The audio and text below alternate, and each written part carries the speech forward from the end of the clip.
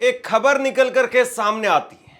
उस खबर में पता चलता है कि डीवाई चंद्रचूड़ सुप्रीम कोर्ट के पूर्व सीजीआई, उनको अपना घर खाली करना होगा और इसको लेकर के बाकायदा सुप्रीम कोर्ट की तरफ से, मौजूदा सुप्रीम कोर्ट के जजों की तरफ से चिट्ठी लिखी गई और कहा गया कि भाई आप सीजीआई साहब से, पूर्व सीजीआई साहब से घर खाली करवाइए।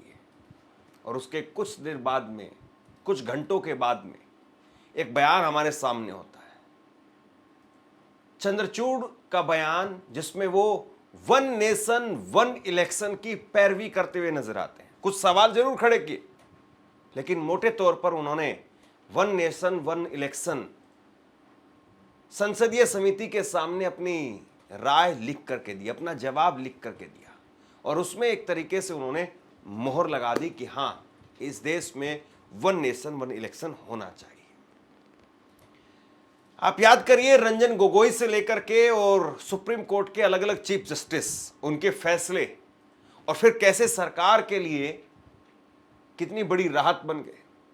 लेकिन अब डीवाई चंद्रचूड़, उन्होंने वन नेशन वन इलेक्शन को लेकर के सरकार के लिए एक तरीके से राहत की भी खबर दी और उसके साथ साथ अपने लिए भी एक विंडो, एक खिड़की खोल करके रखी।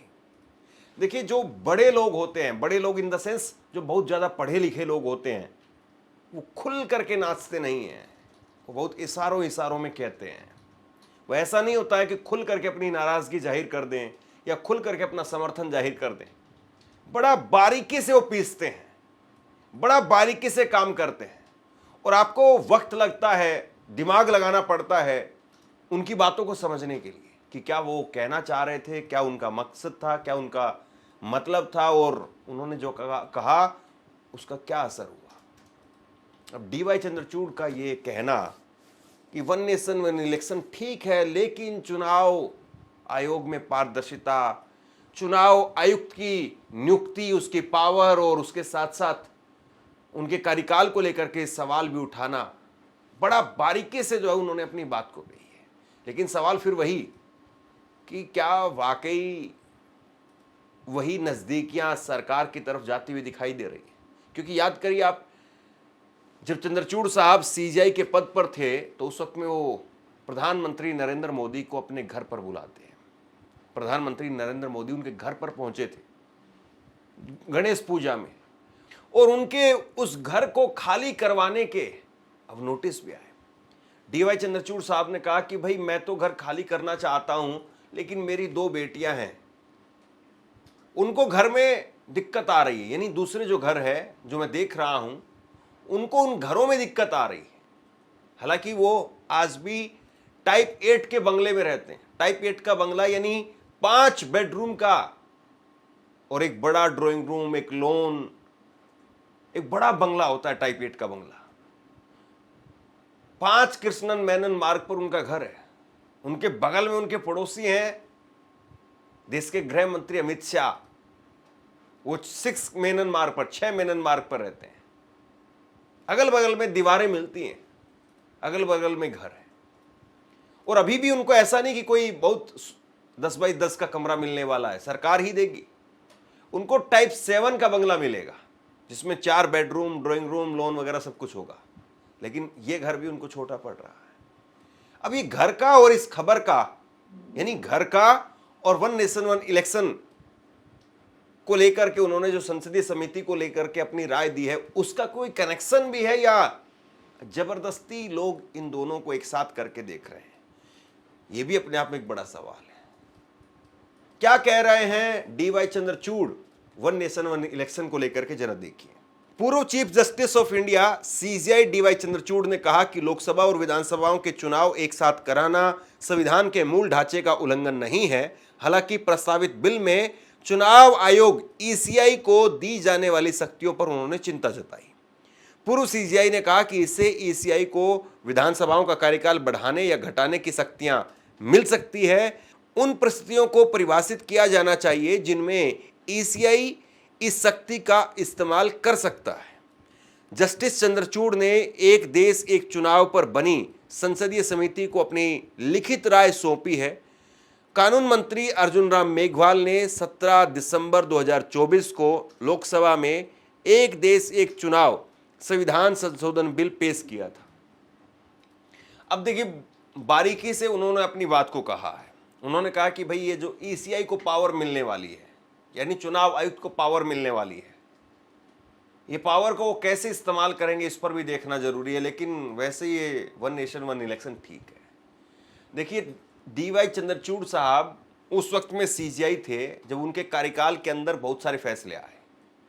ईवीएम को लेकर के विपक्षी नेता उनके कोर्ट में गए, ईवीएम पर कितनी बहसें हुई, लेकिन आखिरकार जो फैसला आया वो चुनाव आयुक्त के पक्ष में चला गया, सरकार के पक्ष में चला गया।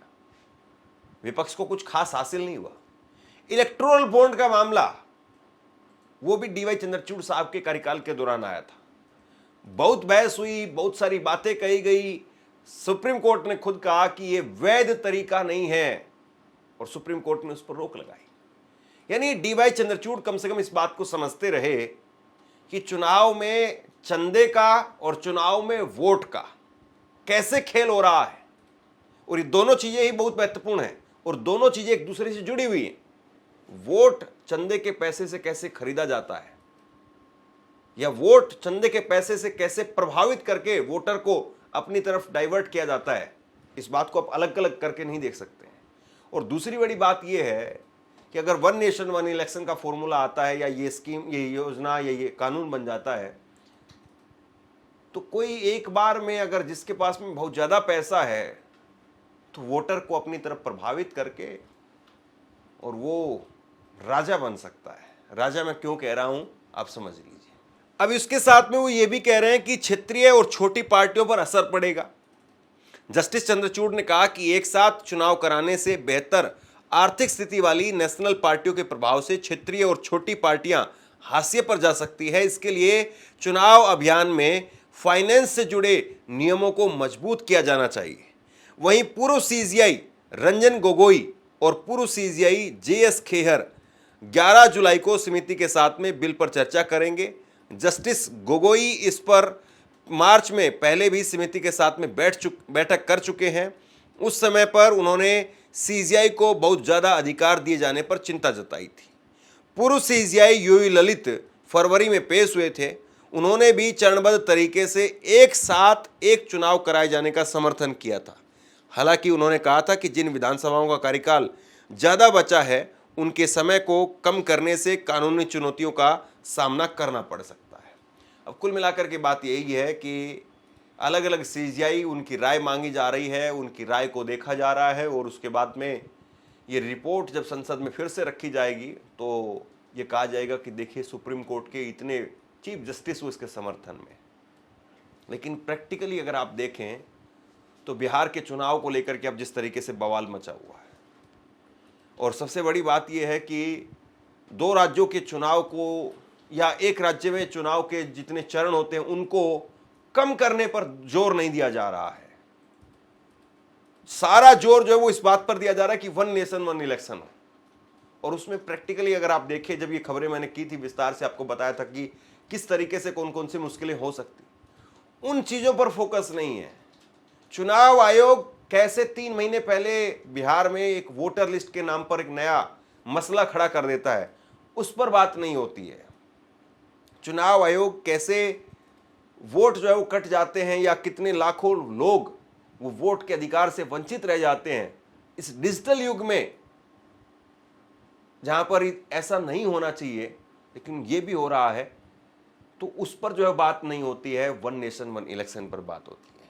और जाहिर सी बात है, वन नेशन वन इलेक्शन कोई भी जो सत्ताधारी पार्टी होती है उसका एक बहुत बड़ा एजेंडा होता है। उसको लगता है कि शासन प्रशासन हमारे कंट्रोल में है, हम चीज़ों को अपने हिसाब से तय कर सकते हैं, और ऊपर भी मोदी, नीचे भी मोदी, उससे नीचे भी मोदी, और उससे नीचे भी मोदी। मतलब कोशिश तो ये है कि ग्राम के प्रधान से लेकर के और देश के प्रधानमंत्री तक बीजेपी ही बीजेपी रहे। और शायद कांग्रेस अगर बीजेपी जितनी ताकत में होती आज जिस ताकत में बीजेपी है, तो शायद कांग्रेस की मंशा होती। अब आप कहेंगे कि नहीं, इससे बड़ी ताकत में कांग्रेस थी राजीव गांधी के समय पर, लेकिन ऐसा नहीं हुआ। ये सही बात है कि नहीं हुआ उस वक्त में, लेकिन उससे पहले इमरजेंसी भी तो हुई। सत्ता किसी की भी हो, कैसी भी हो, सत्ता पर सवाल और अंकुश जरूरी है।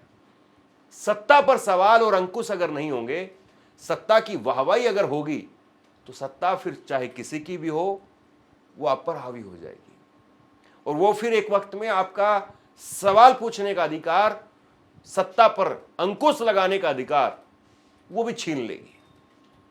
इसलिए सरकार किसी की भी हो, उस पर सवाल और अंकुश जरूरी है। लेकिन इस वक्त में, मौजूदा वक्त में जो कुछ हो रहा है वो कुछ अजीब ही है।